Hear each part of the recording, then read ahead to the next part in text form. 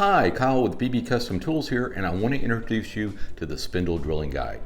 As you may know, the common techniques for drilling spindle mortises in chair arms and bows have generally required a steady hand and good hand-eye coordination. The Spindle Drilling Guide will make drilling those mortises far simpler, faster, and most importantly, accurate. The Spindle Drilling Guide comes in two versions, the standard version and this new large version. The standard version can drill mortises from 5/16 of an inch to a half an inch using various sized drill bushings. The larger version here steps that up a notch and is able to drill mortises up to 5/8 of an inch, which is perfect for stick chairs. The reason for these two versions is that the components for the larger version are considerably more expensive than for the standard version. So if you do not plan on regularly drilling mortises larger than half an inch, the standard version would be right for you. We do have a video on how you can use the standard version to drill larger mortises using a half-inch drill bushing and one of our drill extensions. However, if you plan on making a lot of stick chairs with mortises larger than half of an inch, then the large version would be perfect for you. And not only can the large version drill those larger mortises, it's also equally proficient at drilling mortises down to 5/16 of an inch.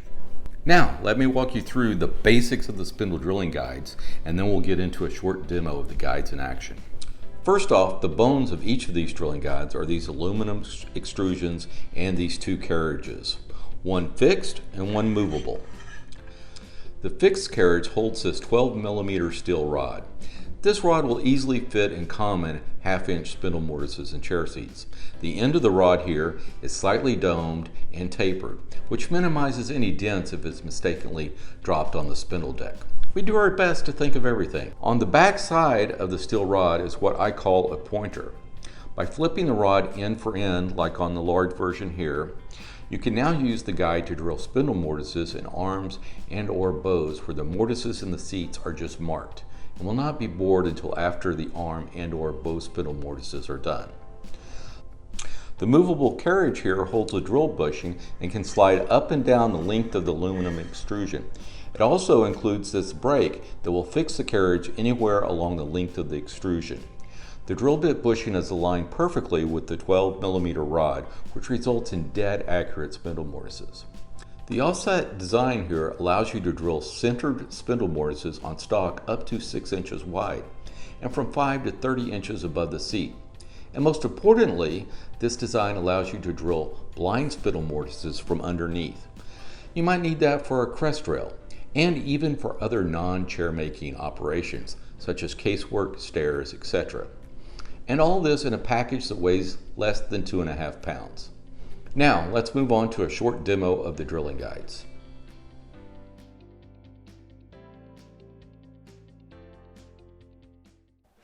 All right, in this first demo, we're using the large spindle guide with the pointer feature, and we're going to be drilling it in this arm bow here. And this is a test board, and we're putting the pointer into the little pinprick that's on the seat blank, indicating where the mortise will be drilled after we drill the spindle mortise in the arm bow.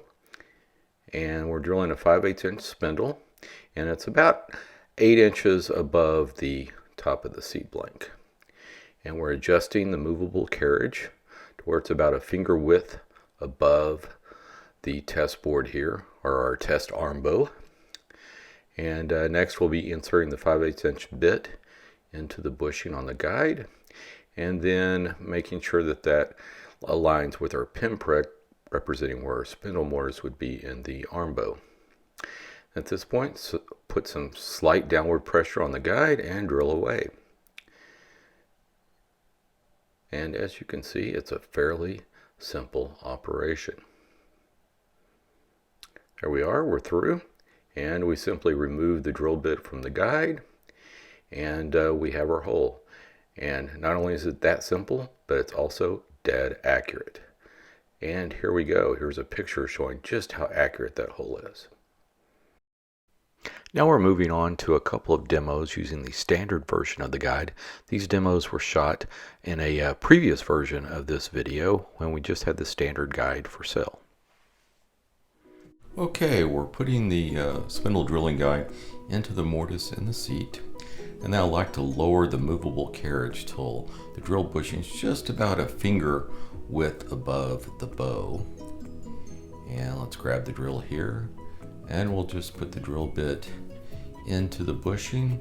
This is actually the hardest part of using this jig. And then we line it up, and then just simply drill away. This is just how simple it is to put those spindle mortises in the bow. Everything's nice, easy, and like I've said, above all, accurate. So now we're moving on to the next hole here. And we're sitting there, again, lowering that movable carriage down to about a finger width above the bow. Insert the drill bit into the drill bushing.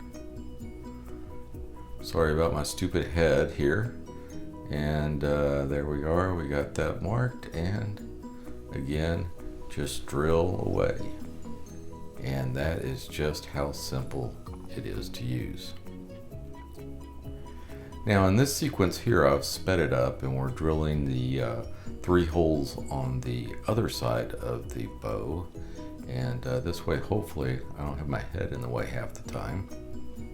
And it's basically the same technique of just making sure the carriage is in the proper position, like I said, about a finger width above the bow.